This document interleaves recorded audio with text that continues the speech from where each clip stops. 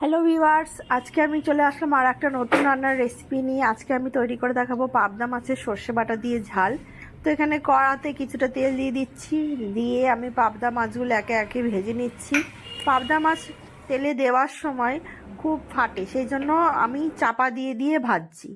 তো তোমরাও এইভাবে মাছটা দিয়ে একটু ঢাকা দিয়ে ভাজবে, না হলে তেল ছিটকাবে। কড়াইশুঁটি ছাড়িয়ে টমেটো কুচো করে কেটে রেখে দিয়েছি, আর রসুন থেতো করে রেখেছি। আর এদিকে মিক্সির মধ্যে কিছুটা সর্ষে, নুন, কাঁচা লঙ্কা দিয়ে আমি পেস্ট করে রেখে দিয়েছি। এদিকে দেখো, ফোড়নে আমি তেল গরম করে তাতে কালো জিরে দিয়ে দিলাম। কালো জিরে দেওয়ার পরে আমি একটা গোটা কাঁচা লঙ্কা, চেরা কাঁচা লঙ্কা দিয়ে দিয়েছি। দিয়ে এবারে আমি ফোড়নটাকে কিছুক্ষণ নাড়াচাড়া দিয়ে নেবো, যাতে তেলের সাথে ফোড়নের যে স্বাদটা সেটা চলে আসে। তো এইভাবে তেলটা কিছুক্ষণ গরম হয়ে এভাবে ফোড়নটা তেলের মধ্যে মিশে যাওয়ার পরে আমি দিয়ে দিচ্ছি ওই থেতো করে রাখা রসুন টুকরোগুলো। রসুন কুচিগুলো দিয়ে আমি কিছুটা নাড়তে থাকবো। রসুনটা প্রথমে দিয়ে দিলে কি হয়, রসুনের কাঁচা গন্ধটা চলে যায়। রসুনটা হালকা নেড়ে চেড়ে একটু ভাজা ভাজা হয়ে আসলে আমি কেটে রাখা পেঁয়াজটা দিয়ে দিচ্ছি। দেখতে পাচ্ছ, পেঁয়াজটা দিয়ে দিলাম। দিয়ে এবারে পেঁয়াজটা হালকা লাল লাল হয়ে যাওয়া পর্যন্ত আমি একটু ভেজে নেব। পেঁয়াজটা ভালো করে নেড়ে চেড়ে আমি লাল হয়ে যাওয়া পর্যন্ত ভেজে নিচ্ছি। পেঁয়াজটা ভাজা হয়ে গেলে আমি তার মধ্যে এবারে দিয়ে দিচ্ছি কিছুটা নুন, যাতে ভালো করে পেঁয়াজটা একটু নরম নরম হয়ে যায়। তো দেখতে পাচ্ছ, একটু নুন দিয়ে দিলাম, দিয়ে একটু নেড়ে চেড়ে নিচ্ছি। পেঁয়াজের কালারটা দেখছো হালকা লাল হয়ে গেছে। এই অবস্থায় আমি দিয়ে দিচ্ছি কড়াইশুঁটি গুঁড়ো। কড়াইশুঁটি দিয়ে একটু ভেজে নেবো ভালো করে, কড়াইশুঁটি যাতে গাটা একটু ভাজা ভাজা হয়ে যায়। এইভাবে কিছুক্ষণ নাড়াচাড়া করে নেব।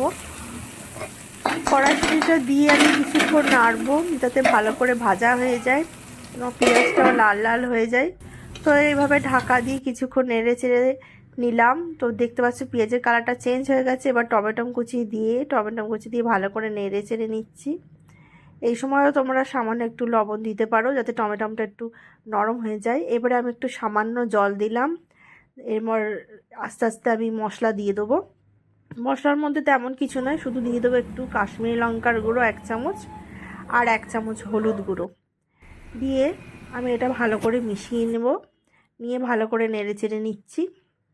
দেখতে পাচ্ছ যে চাপা দিয়ে দিয়ে এটাকে নাড়বো, যাতে ভালো করে মশলাটা কষা হয়ে যায়।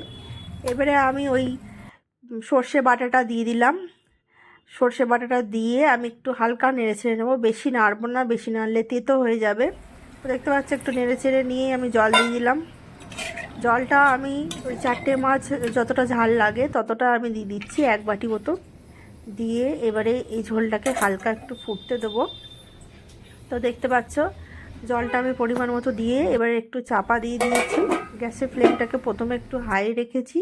দেখতে পাচ্ছ ঝোলটা ফুটে এসেছে। এই অবস্থায় আমি দিয়ে দিচ্ছি কেটে রাখা ধনেপাতা, দিয়ে একটু নেড়ে চেড়ে নিচ্ছি। দিয়ে একটা চেরা কাঁচা লঙ্কা দিলাম, আর মাছগুলো দিয়ে দিলাম।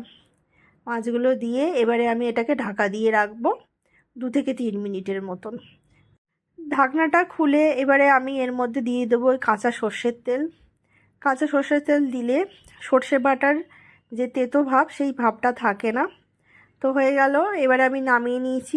দেখতে পাচ্ছ আমার রেডি হয়ে গেছে। আশা করি ভিডিওটা তোমাদের সকলের ভালো লেগেছে।